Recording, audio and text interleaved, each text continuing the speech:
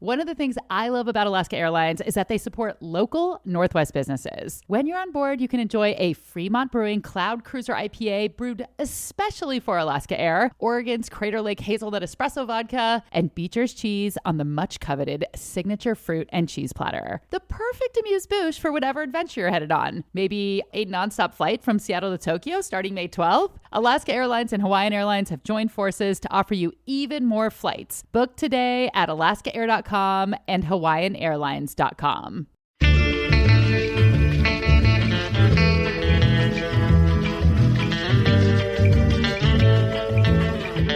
Welcome to The Leftovers. I'm Rachel Bell. The Leftovers is audio left on the cutting room floor from last week's Your Last Meal interview. And today you'll hear never before heard cuts from China Forbes and Timothy Nishimoto from Pink Martini, the Portland-based band that's celebrating its 30th anniversary. Je ne veux pas travailler, je ne veux pas déjeuner, je veux seulement oublier, et puis je fume. You guys have been together for 30 years, which is incredible. What do you think has kept the band together this whole time? I think ultimately it's the music, which we all love. It's irresistible. There is no other band doing what we're doing. And we all really get along. Over the years, we've really, I think, matured and learned to coexist in a better way than even we did when we were starting. It's really worth fighting for. It's really like a family. If you missed last week's episode, I recommend listening to that first. But if you're all caught up, let's get into The Leftovers with China and Timothy. Et puis je fume.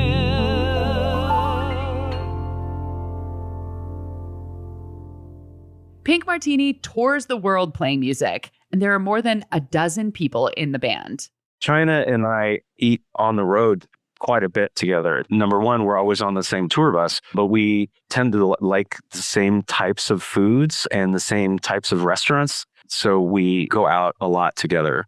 And also, China knows that I'll always have some Jacobson's salt with me. You have a little tin? I have the little tins of Jacobson's salt. I have like 4 or 5 of them, and I make sure I have one in every bag that I might have with me wherever I am. So when you're on the road and you have such a huge band, it makes me think of like how chaotic it would be to just go on a vacation or travel with a huge group of people. Do you guys tend to break off into little groups? Yes. Oh, yeah. I mean, you kind of align with people, like Timothy said, who have your same sensibility. So like there's 4 or 5 people who like nice restaurants and will sort of seek them out. And then there are other people who always want to eat like super cheap food. Or some people are just saving their per diem and like eating leftovers from the venue. A lot of people do that. It does break up into little pieces. There's a lot of quests for food. That's fun. Yeah. And now a lightning round. Number 1, what is your perfect birthday cake? Okay, I'm going first on this one. My perfect birthday cake, which I make for myself, Of course.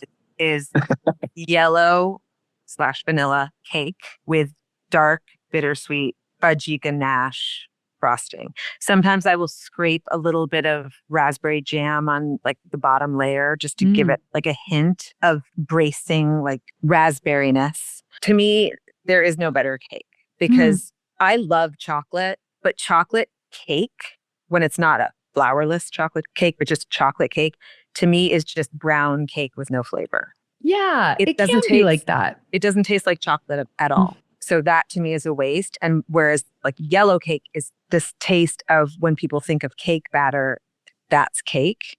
And then that dark chocolate, amazing, fudgy ganache. That's like glass that pours over it and it's like shiny. I love on the thick Great British Bake Off when they do that. They call it a mirror glaze. Oh, they do? Mhm.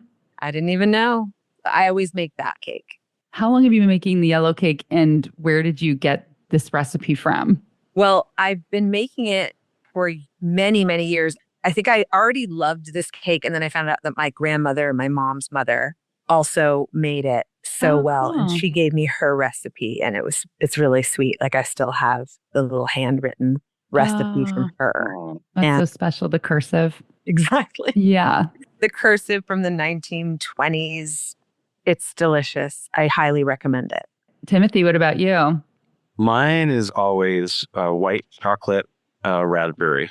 I have a chocolate intolerance. Yeah, I'm assuming it's the cocoa. My favorite would, if I could eat chocolate, would probably be exactly what China makes. But because I can't have chocolate, I love white chocolate raspberry. Is there a pill, like a lactate kind of pill you could take, like a chocolate aid pill, and then you could have my cake? I don't know. I don't know. I wish there was. I hope there is. I'll have to look into that. You need a Willy Wonka pill. Yeah. You travel all over the world to play shows. What is a favorite country to eat in? Turkey. Oh. We always are hosted in Turkey by our promoter, Sinan Nergis, and he showers us with feasts, and we call them attacks. Like we get attacked by You go the food attack. food attack. Oh, he calls it that. Where it's like platter after platter comes out and you just can't believe there's more. I mean, after the meze course, I'm fine, I'm done. And then they're like, now the meat, and it's like skewers and kofta and kibbeh and like all this stuff comes out. But that's where I discovered one of my favorite desserts in the world. It was an after party at a soccer club in Istanbul. And it was like we were in this club house. Then they brought out this dessert and it was these little balls of ice cream and balls of something else. And the something else was this thing called irmik helvası. And it's like semolina cooked with maybe butter and sugar and milk. I don't know, just a few pine nuts in it and cinnamon. They made little balls of it and served it alongside sour cream ice cream. Wow. It was so good because I love cream of wheat. So if you love cream of wheat, it's like turning it into a decadent dessert. Sour cream ice cream sounds so good. I know. The sour cream ice cream was a perfect complement to it. Timothy, what about you? I would definitely say, I know it's cliche, but I think it's cliche for a reason, but Italy. It's hard to find a bad meal in Italy. I've been to Italy more times than I can remember. And a lot of times I think it's the simplicity of the food. And, everything from a little mom and pop little place with bad lighting that's super cheap to high end. I think in Italy, it's hard to find a bad meal. You both seem like you cook. When you get home from a long tour, is there something that you're excited to eat or cook when you're back in your own kitchen and on your schedule again? I always crave a home cooked meal. Like when I'm on the road after 2 weeks, 3 weeks, 4 weeks, I just want a home cooked meal. And my favorite is, so my partner always does ribeye on the grill with potatoes, vegetables, and a big red wine. And I cannot wait to get home sometimes. Most of the time, I can't wait to get home for the steak. The ribeye. I like to make a soup that I always make. That's a red lentil soup. It is kind of like a Turkish flavoring. It's Melissa Clark recipe. I think my sister told me about it. And now it's like my signature, soup that I always make. My son has been eating it since he was very small. And for some reason, we called it Chewbacca soup. And that's what we still call it. And he always wants it. You make the Chewbacca sound after you take the first bite. Yeah, exactly. One last question. Portland is like a magical foodscape. What is right now a favorite restaurant that you would recommend? 100% Luce.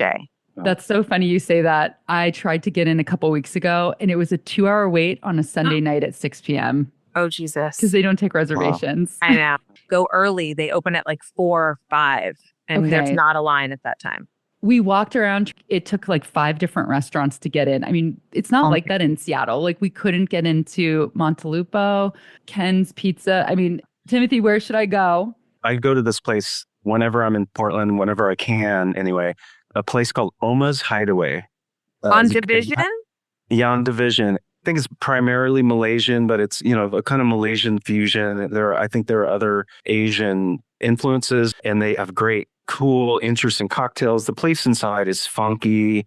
Service is amazing. Everyone I send there comes back and says, wow, that was so good. That's on my top 3 of the places that I really want to go. So I think we're all kind of synced up with the kind of food that we're into. Because both those places are on my list. Oh, good. And that was China Forbes and Timothy Nishimoto's Leftovers.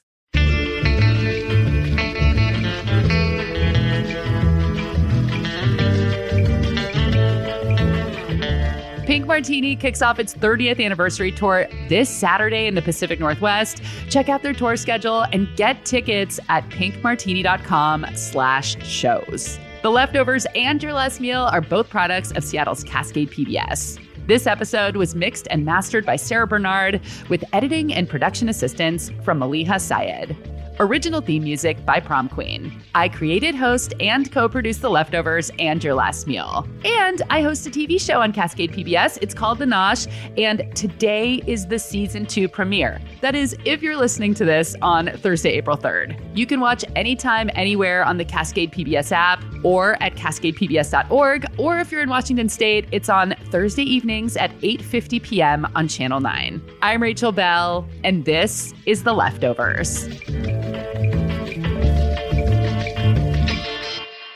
I am always on the hunt for a new food podcast, and one that I've been digging lately is Seattle Eats with Ton Vinh, produced by Seattle's KUOW in partnership with the Seattle Times. Ton is a Seattle Times journalist and food writer. On every episode, he shares his intel on the area's hottest restaurants and roadside food stalls. Everything from where to find Seattle's best teriyaki to the top wines at Costco. Listen to Seattle Eats with Ton Vinh on the KUOW app or wherever you get podcasts.